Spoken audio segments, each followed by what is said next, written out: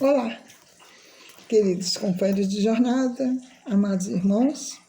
Estamos aqui para mais um vídeo, ainda na continuação. Você conhece o Sermão da Montanha? E nesse vídeo nós vamos falar só Deus pode julgar, a responsabilidade da fé, pedir, dar-se-vos-á, entrai pela porta estreita. Só Deus pode julgar. Está lá, não julgueis para que não sejais julgados. Mateus, capítulo 7, versículo 1. E está em Lucas, no capítulo 6, versículo 37.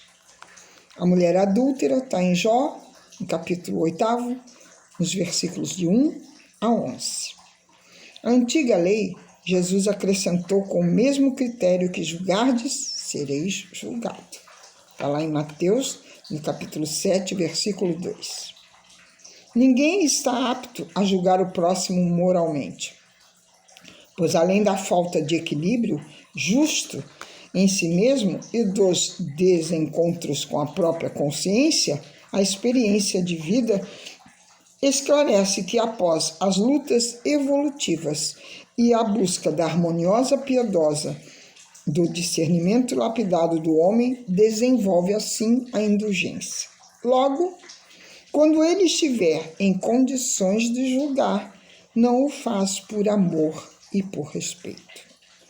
Como criticar sem construção e severamente o semelhante e encontrar desculpas para as deficiências próprias? Vamos refletir isso? É um juízo temerário, mas apontar o defeito dos outros é o vício mais antigo da humanidade.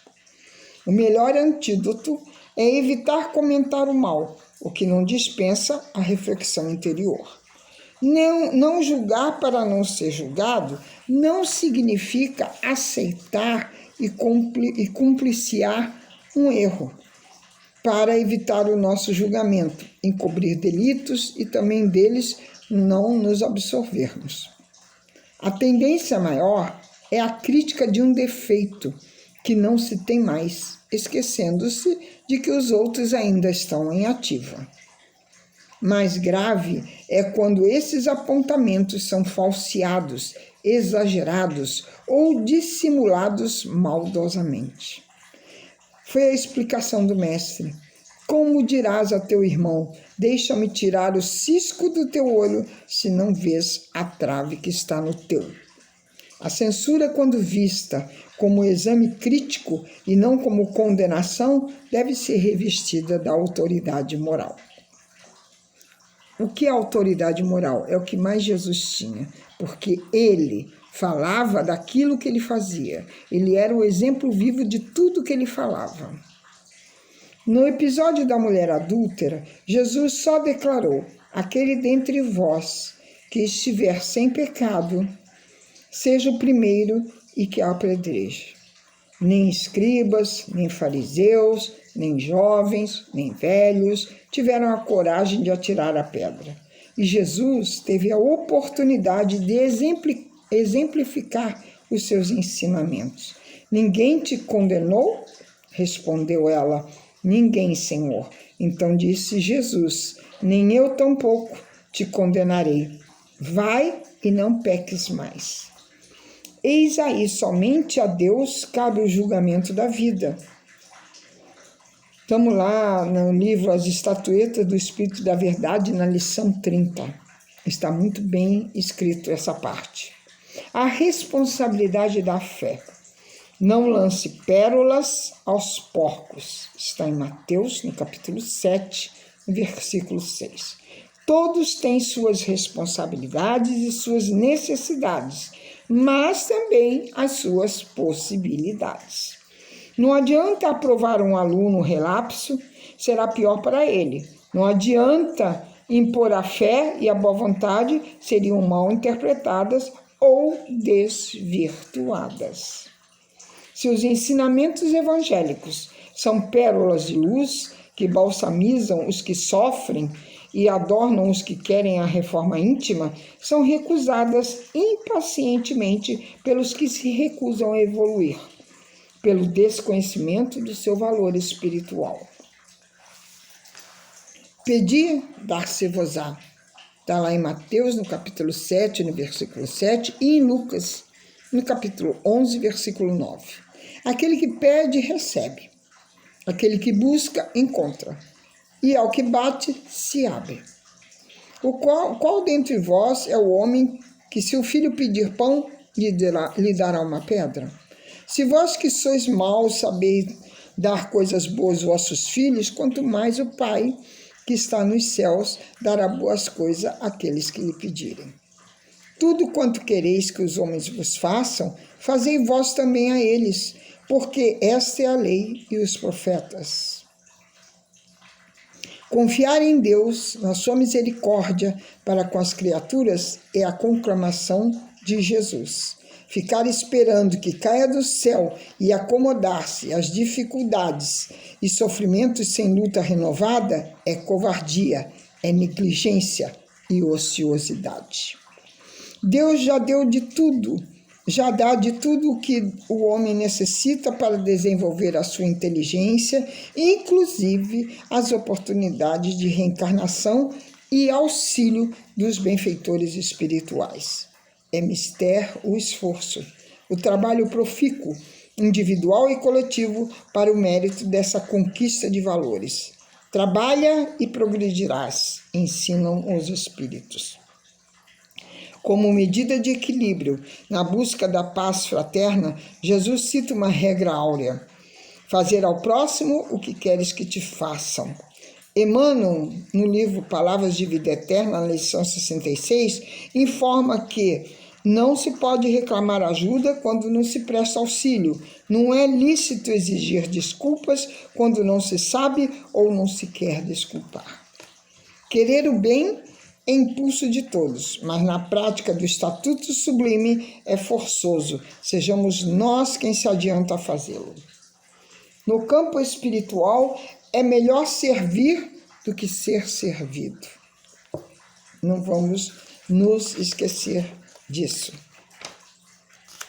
Entrai pela porta estreita. Está lá em Mateus, no capítulo 7, versículo 13 a 14. E em Lucas, no capítulo 1, 13 a 24. Larga é a porta da perdição. Tudo que acomoda a alma leva à porta larga. Da vida e a ilusão conduz a muitos para esse caminho, através da negligência, das paixões, dos desvarios e dos vícios. A porta larga é a porta estreita, e a porta estreita pertence à muralha do tempo, caminho de todos nós. Atravessá-las é uma imposição da vida, mas a escolha é do livre-arbítrio de cada um de nós. O homem sensato procura sempre saber que caminho percorrer, como conhecê-lo e vencer os seus obstáculos. O sentido filosófico desse ensino é a contínua luta do bem e do mal, na qual o homem incansavelmente vai edificando o seu espírito. Acautelai-vos dos falsos profetas. E vamos falar depois sobre o verdadeiro discípulo. Acautelai-vos dos falsos profetas. Está em Mateus, no capítulo 7, versículo 15 até 20. Os falsos profetas são aqueles que vêm até vós vestidos como ovelhas, mas são lobos devoradores. Os lobos que se vestem de cordeiro só enganam aos incautos e aos invigilantes. Assim como uma árvore é conhecida pelos seus frutos, nem todos os prodígios e maravilhas são feitas pela caridade, que é humilde e mansa. Vulgarmente, profeta é aquele que prediz o futuro.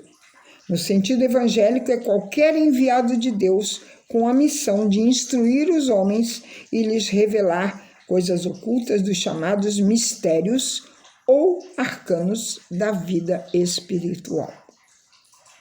Moisés, no Velho Testamento, já pedia cautela com os falsos profetas e ensinava como conhecê-los. Se um profeta fala em nome de Javé, mas a palavra não se cumpre, não é de Javé. Tal profeta falou com presunção, não temas. Está em Deuteronômio 18, versículo 22.